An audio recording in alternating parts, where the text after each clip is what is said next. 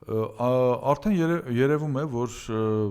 4 շարասյունով, 4 ֆորմատով ընդդիմությունը գնում է ընտրությունների։ Այս առումով ես կարծում եմ ընդդիմության համար դրական տենդենց է այն, որ համենայն դեպս խոշոր միավորներ են ստեղծվում, այսինքն փոշիացման ռեսուրսները նվազում են, ձայների փոշիացման, այսինքն կուսակցությունները փորձում են հանուն ընդհանուր նպատակի փորձում են նույնիսկ շատ-շատերը, որոնք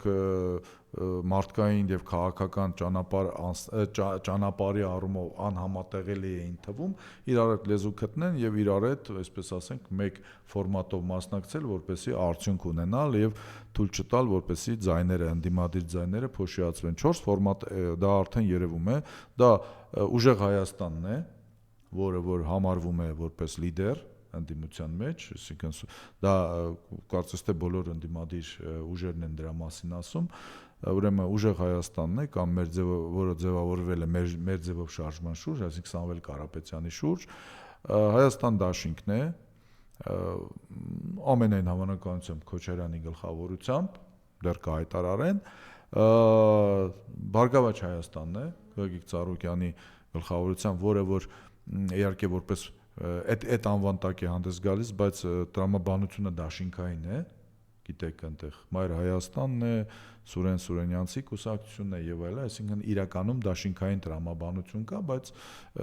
կարծում եմ տակտիկական նպատակահարմարությունից ելնելով մի կուսակցության անվան տակ են մտնում, կամ ինչպես ասում են տապանի, նոյան տապանի բան են, վրա են հայտնվել եւ պարզ է, որ միասնության թևերն է, որը չգիտեմ դեռևս ինչ անվան տակ հանդես կգա,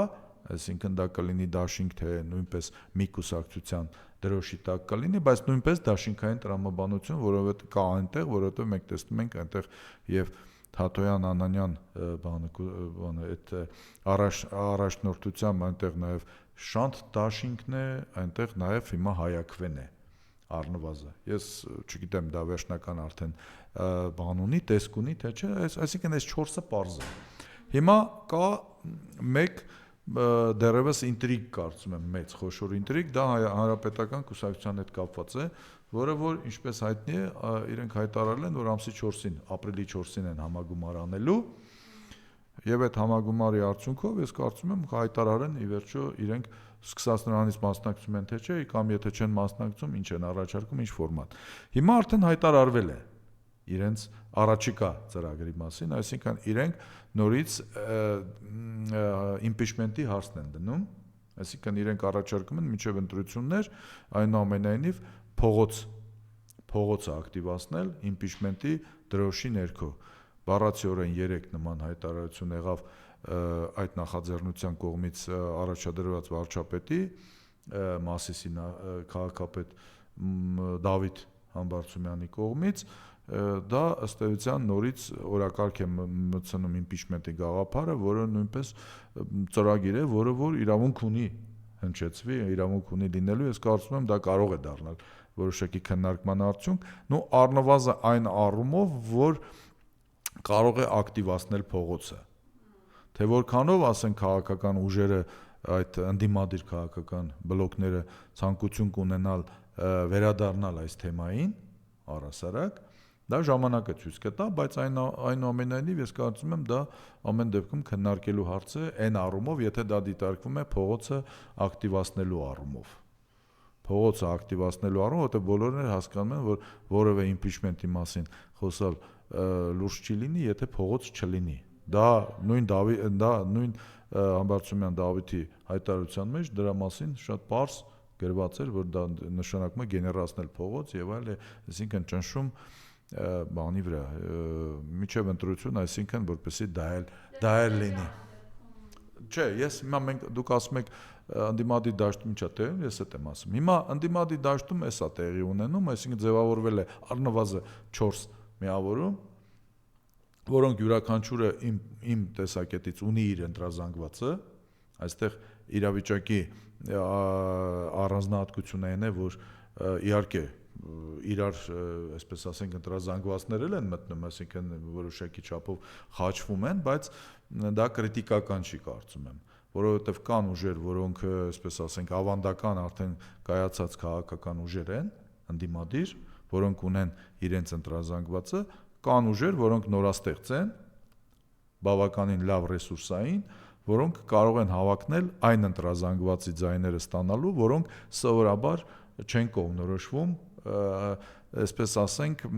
իշխանության կողմից գծված նարատիվի մեջ են, նախկին ներկաների մեջ։ Այսինքն այստեղ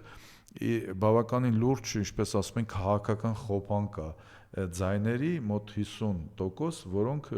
չբաժանված են, որոնք չեն մասնակցում, չեն կողմնորոշվում, եւ այդ նրանք, ովքեր որ չեն կողմնորոշվում, որոնք չգիտեն ում էին ընտրելու, որոնց դուր չէր գալիս այսինչ ուժը, այն մյուս ուժը, հինը, նորը եւ այլը, իրենք հիմա ունեն այլընտրանքներ այս առումով։ Այդ առումով կարծում եմ յուրաքանչյուրը իր ընտրազանգվածը ունի եւ որևէ լուրջ կարիք չկա իրարից ձայներ փախցնելու, այսպես ասենք, յուրաքանչյուրը իր դաշտը ունի գործելու այս առումով։ Հետագայում եթե իրենց հաջողվի յուրաքանչյուրը իր նպատակին հասնել, առնվազն խորհրդարան մտնել, ես կարծում եմ հնարավորություն կլինի իրար հետ սեղանի շուրջ նստել եւ խոսել իշխանազրկմանը վերաբերյալ, բայց մինչև այդ ենթադրում եմ, որ այդ բոլոր ուժերը, հիմնական ուժերը պետք է արդեն իրար հետ ինչ-որ խարտիա կամ մեմորանդում ստորագրեն, առնվազն մի քանի ընդհանուր կետերի շուրջ, որպեսզի ցույց տան ստրատեգիական միասնությունը։ То есть, այսինքն ժողովուրդը պետք է իմանա, որ տակտիկական առումով տարբեր շարասյուններով են գնում, բայց նպատակը իշխանազրկումն է նախ եւ առաջի, որ դրանից ելնելով յուրաքանչյուրի ռեսուրսը, թե մեդիա ռեսուրսները իրար դեմ չպետք է աշխատեն, օրինակ, ընտրական հանձնաժողովներում Այո, ընտրական հանձնաժողովում, եթե կան հանձնաժողովի անդամներ վստահված անձինք, չգիտեմ, դիտորդներ, ապա իրենք բոլորը աշխատում են բոլորի վրա, բոլորի համար, այստեղ բան չկա, եթե ուզում են ձայները պահեն, եւ այլը։ Ի վերջո շատ ընդհանուր կետեր կան, որոնց շուրջ կարող ես միասնություն հայտնել, առնվազն եկեղեցու շուրջ։ Շնորհակալություն։ Ես եմ շնորհակալ։